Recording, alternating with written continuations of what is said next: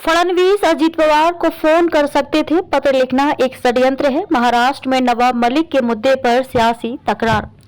महाराष्ट्र के पूर्व मंत्री और विधायक नवाब मलिक के अजीत पवार गुट में शामिल होने पर फडणवीस की आपत्ति पर महाराष्ट्र में बयानबाजी तेज हो गई है। शीतकालीन सत्र के पहले दिन वह एनसीपी अजीत गुट के विधायकों के साथ सत्ता पक्ष में बैठे थे। इसके बाद फडणवीस ने अजीत पवार को पत्र लिखा था और कहा था कि जब तक आरोप झूठे साबित न हो जाए तब तक नवाब मलिक को महायुति सत्ताधारी गठबंधन में शामिल न किया जाए। इस मामले में एनसीपी की नेता और शरद पवार की बेटी सांसद सुप्रिया सुले ने प्रतिक्रिया देते हुए कहा कि देवेंद्र फडणवीस बिना पत्र लिखे अजीत पवार को फोन करके भी ये बात कह सकते थे।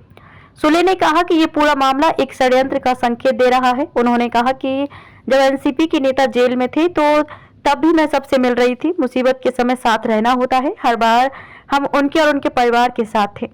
सुप्रिया सुले ने कहा कि मुझे नवाब मलिक पर पूरा भरोसा है और सुप्रिया सुले पूरी ताकत के साथ उनके पीछे खड़ी रहेंगी।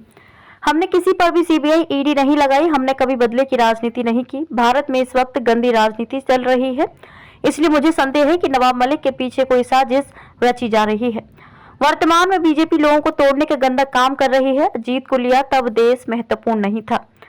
नवाब मलिक को महायुति में शामिल न करने को लेकर उप मुख्यमंत्री देवेंद्र फडणवीस द्वारा एनसीपी के बागी नेता और दूसरे उप मुख्यमंत्री अजीत पवार को लिखे गए पत्र में सत्ता से पहले देश का घोष करने पर शिवसेना ठाकरे गुट की नेता सुषमा अंधारे ने फडणवीस को जमकर घेरा। अंधारे ने उप मुख्यमंत्री देवेंद्र फडणवीस से पूछा कि जिन अजीत पवार पर प्रधानमंत्री नरेंद्र मोदी ने महाराष्ट्र में आकर सिंचाई घोटाले और बैंक घोटाले में 70,000 करोड़ रुपए के घोटाले के आरोप लगाए थे, क्या उन्हें सत्ता में शामिल करते वक्त फडणवीस को सत्ता से ज्यादा देश महत्वपूर्ण नहीं लगा? वडेट्टीवार बोले, सब फडणवीस का ड्रामा। नवाब मलिक को बीजेपी के नेतृत्व वाली महायुति में शामिल न करने के लिए देवेंद्र फडणवीस द्वारा अजीत पवार को लिखे गए पत्र को नेता विपक्ष विजय वडेट्टीवार ने ड्रामा कहा है। उन्होंने कहा कि नवाब मलिक पर झूठे आरोप लगाकर उन्हें जेल भेजा गया।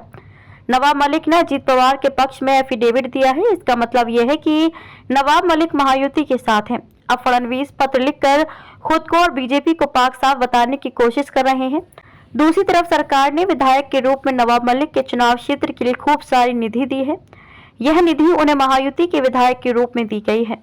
वडेट्टीवार ने कहा कि बीजेपी ने नवाब मलिक पर देशद्रोह के आरोप लगाए हैं। अब वही नवाब मलिक जब सत्ता पक्ष में बैठेंगे तो खुद बीजेपी में भी इसका विरोध होगा। इस विरोध को दबाने यह सारा ड्रामा हो रहा है। बीजेपी को नवाब मलिक का साथ चाहिए पर वह नजदीकी नहीं चाहिए।